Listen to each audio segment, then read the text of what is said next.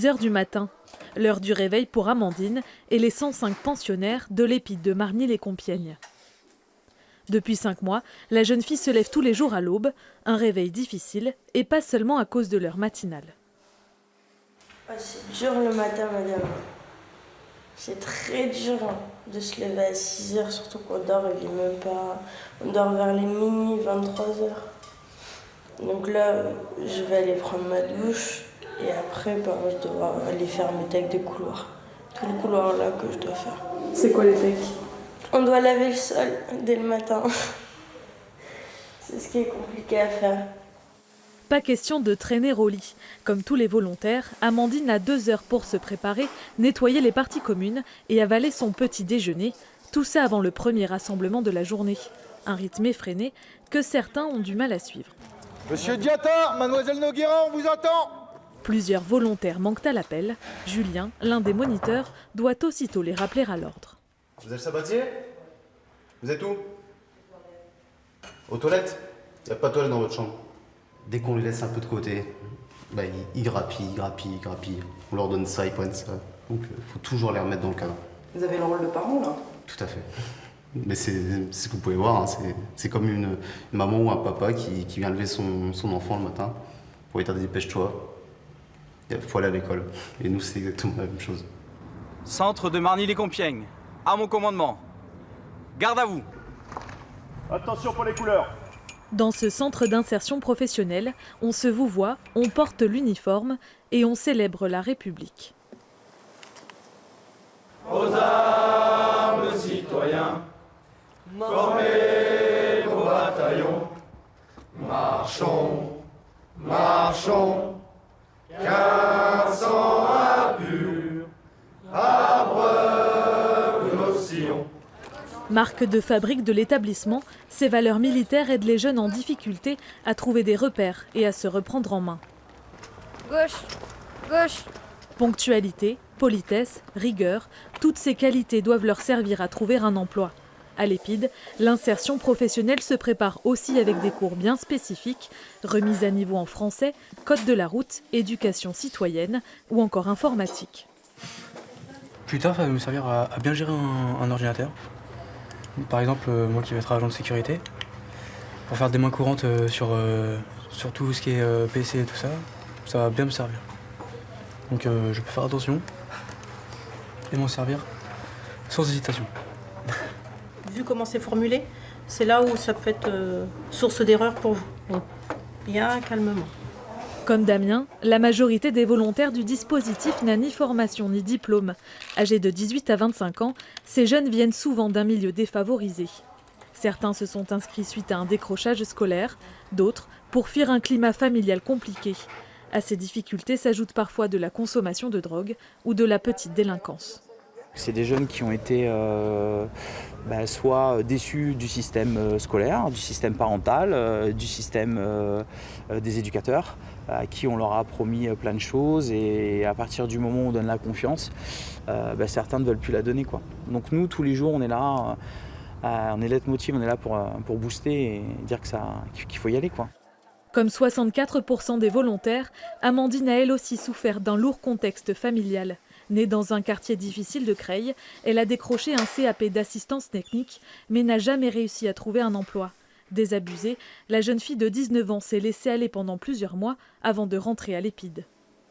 J'avais un père qui était alcoolique et qui s'occupait pas forcément de moi et de mes 2 frères, sur lesquels un jour après on est passé au tribunal et c'est ma mère qui a eu la garde définitive. Avant, je voulais complètement baisser les bras et je me voyais SDF plus tard. Et au jour d'aujourd'hui, vu ce que j'ai réussi à faire selon mon parcours professionnel, je sais que plus tard, je vais avoir une belle famille, je vais tout avoir, quoi. Et qu'est-ce que ça fait de savoir ça? Ça me donne des émotions, c'est ce qui est logique, quoi, et ça touche au cœur. Pour soulager les volontaires, l'établissement fonctionne sur un équilibre entre rigueur militaire et dialogue social. Ici, la parole est libre, on débat, on discute, on échange et surtout, on se sent moins seul. Est-ce que vous avez un sujet en particulier sur lequel vous voulez parler ou débattre aujourd'hui? Vous n'avez jamais fait de stage?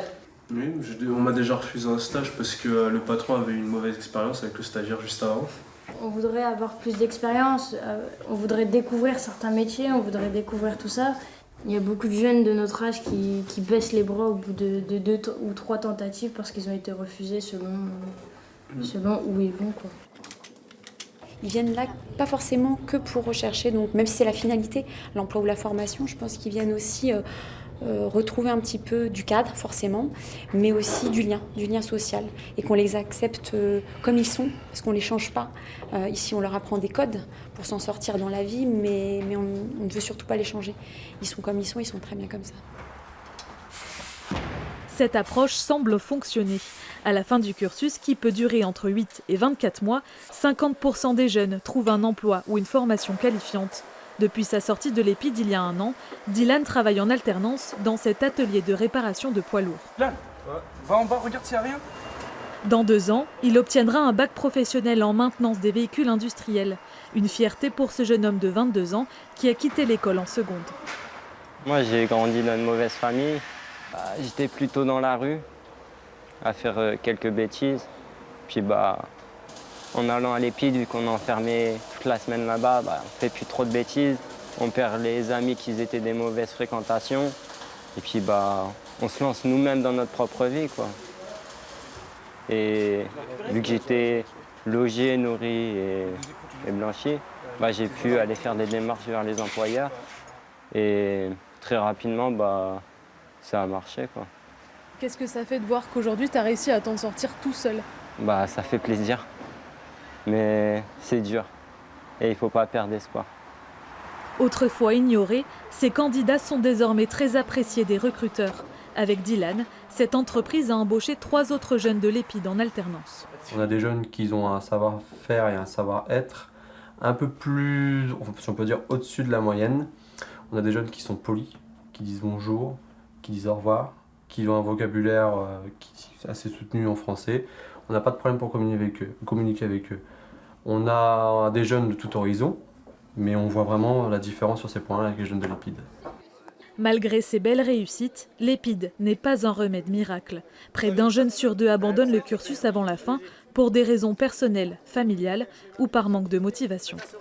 On le vit comme un échec parce qu'on se dit qu'on est passé à côté de quelque chose. Après on a des belles surprises. Certains quittent et reviennent après en ayant carrément changé.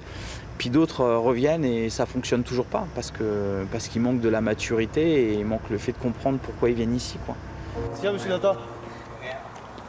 Faites le malin, hein. Sous le vernis de la rigueur militaire, de nouvelles relations s'établissent timidement. Ils aiment bien brancher, hein.